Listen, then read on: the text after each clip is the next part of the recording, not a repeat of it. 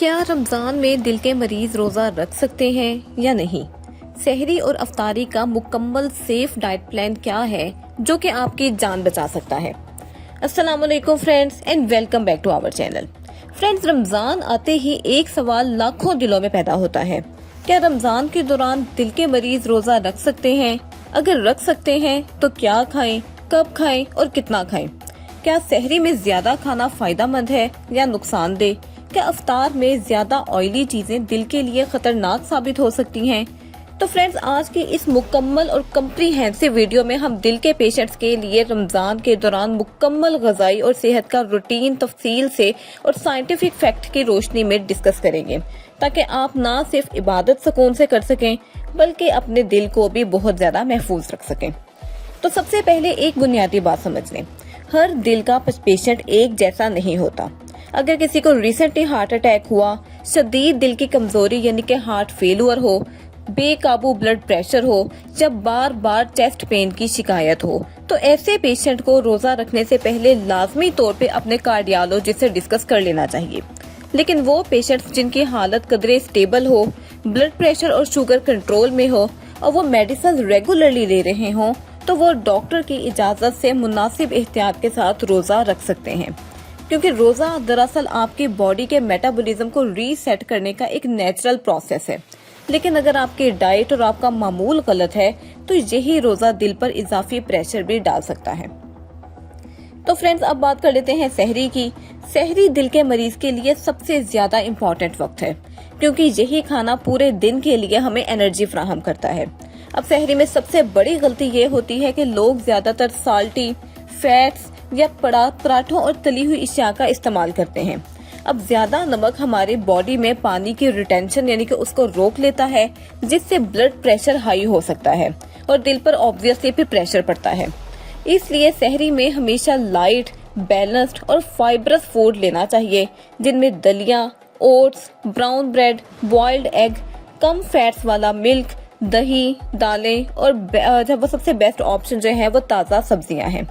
इसके अलावा डाइट में प्रोटीन शामिल करना बहुत जरूरी है, क्योंकि ये देर तक भूख नहीं लगने देता और आपके ब्लड शुगर लेवल को भी काफी देर तक स्टेबल रखता है।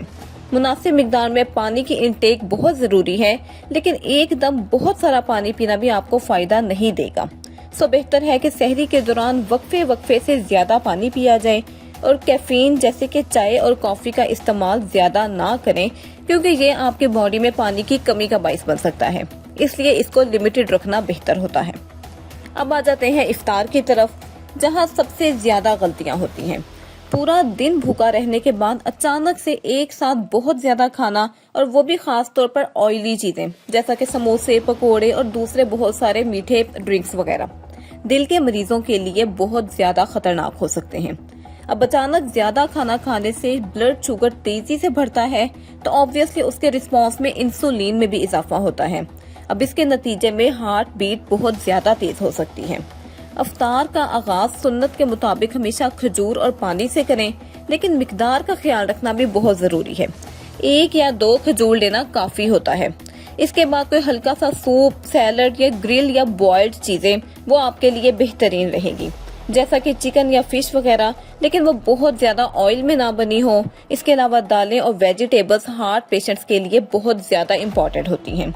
व्हाइट फ्लोर यानी कि सफेद आटा और ज्यादा ऑयली चीजें, जिनसे आप जितना हद इम्कान परहेज करें वो उतना बेटर है। मीठे ड्रिंक्स, कोल्ड ड्रिंक्स दिल के पेशेंट्स के लिए खास तौर पे बहुत बड़ा खतरा है, क्योंकि इनमें शुगर की मिकदार बहुत ज्यादा होती है, जो कि ट्राइग्लिसराइड्स के लेवल को बढ़ा सकती है। अब दिल के मरीज के लिए रमजान में मेडिसिन का शेड्यूल भी बहुत इम्पोर्टेंट है।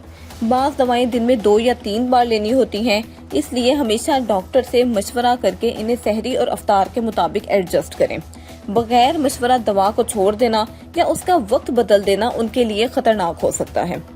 इसके अलावा आप अपने फिजिकल एक्टिविटीज के हवाले से भी कोई ना कोई रूटीन जरूर अपनाएं, क्योंकि शदीद गर्मी में रोजे के दौरान सख्त वर्जिश करने से भी इसके अलावा आपको परहेज करना चाहिए, क्योंकि इस दौरान पानी की कमी और इलेक्ट्रोलाइट का इम्बैलेंस हो सकता है, जो कि आपके दिल को नुकसान पहुंचा सकता है। इसके अलावा आप तरावी के बाद हल्की वॉक करें, वो आपको बहुत ज़्यादा फ़ायदा देंगी। इस दौरान अपनी नींद का बहुत ज़्यादा ख्याल रखें, क्योंकि रमज़ान में अक्सर नींद का दौरानिया कम हो जाता है, जिससे ब्लड प्रेशर भी मुतासिर होता है। इसलिए दिल के पेशेंट्स को इंश्योर करना चाहिए कि वो एटलीस्ट 6 से 7 घंटे की ओवरऑल स्लीप ज़रूर लें। इसके बाद सबसे आखिर में मैसेज ये है कि रमज़ान दिल के मरीज के लिए खतरा भी बन सकता है और नेमत भी।